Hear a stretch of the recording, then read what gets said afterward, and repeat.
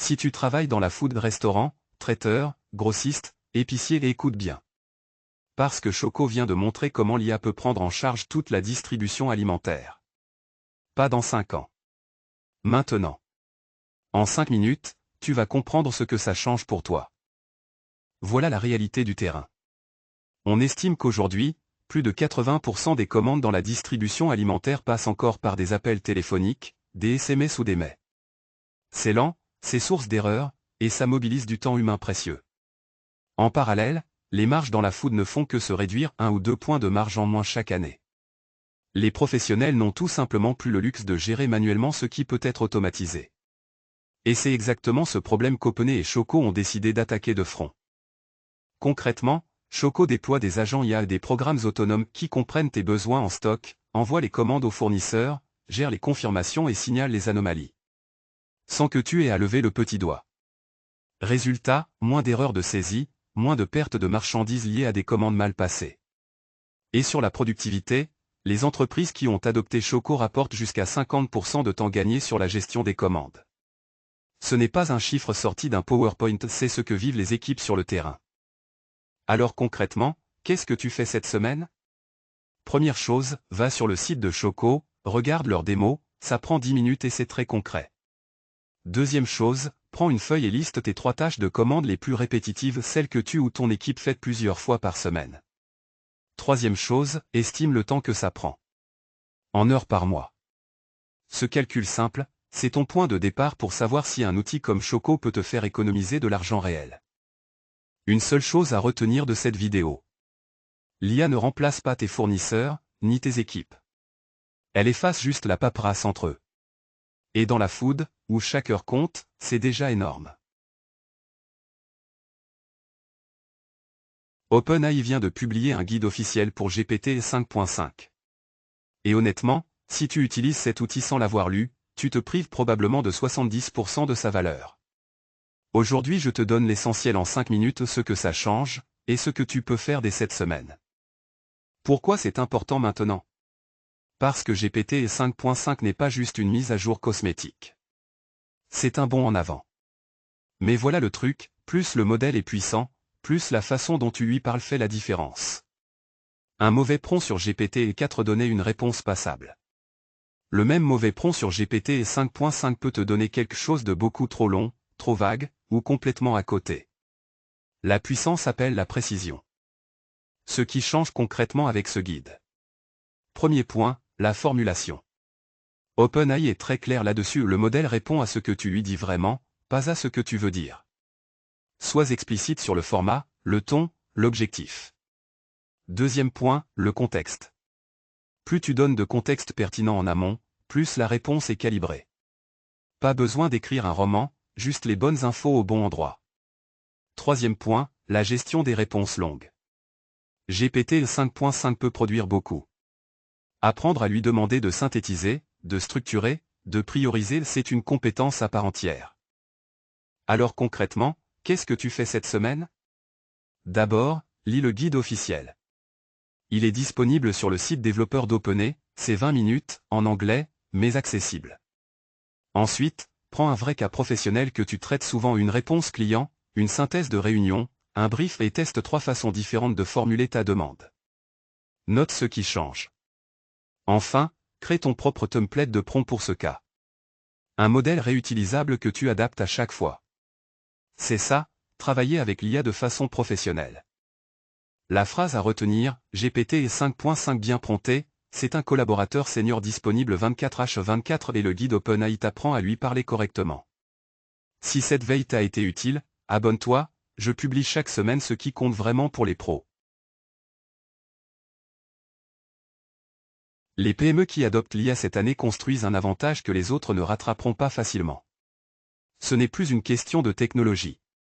C'est une question de timing. Et le timing, c'est maintenant. Où en est-on concrètement? Plus de 70% des PME françaises n'ont toujours pas intégré l'IA dans leurs opérations. 0. Pendant ce temps, certains de tes concurrents automatisent leur facturation, leur SAV, leur devis. Chaque semaine qui passe crée un écart. La bonne nouvelle? Les outils existent, ils sont abordables, et tu n'as pas besoin d'être développeur pour les utiliser. Ce que ça change sur le terrain, c'est très concret. 1. Les tâches répétitives saisie, relance, compte-rendu peuvent être automatisées.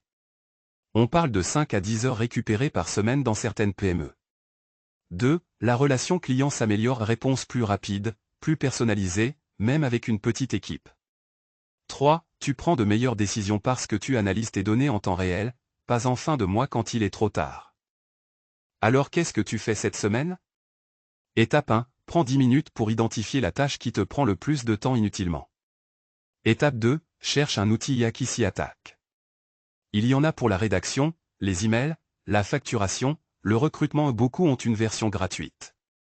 Étape 3. Utilise le 7 jours et note combien de temps tu récupères. C'est tout. Pas besoin d'un grand projet de transformation digitale. En PME, l'IA n'attend pas. Et toi, tu ne devrais pas attendre non plus. La fenêtre d'avantage compétitif est ouverte maintenant. Dans 18 mois, tout le monde le fera. La question, c'est, est-ce que tu seras parmi les premiers ou parmi les derniers? Imaginez 2 entreprises. Même budget IA, même technologie. 3 ans plus tard, l'une domine son marché. L'autre a tout raté. La différence? Pas le code. Pas l'algorithme. Ce que je vais vous expliquer dans les 5 prochaines minutes, c'est ce qui fait vraiment la différence aujourd'hui dans l'intégration de l'IA. On est en 2026. Les outils IA sont partout. ChatGPT, Copilot, Gemini, n'importe quelle PME peut les utiliser demain matin. Résultat, la puissance technique n'est plus un avantage exclusif. Ce qui différencie vraiment les entreprises, c'est tout ce qui est autour. L'éthique. La gouvernance.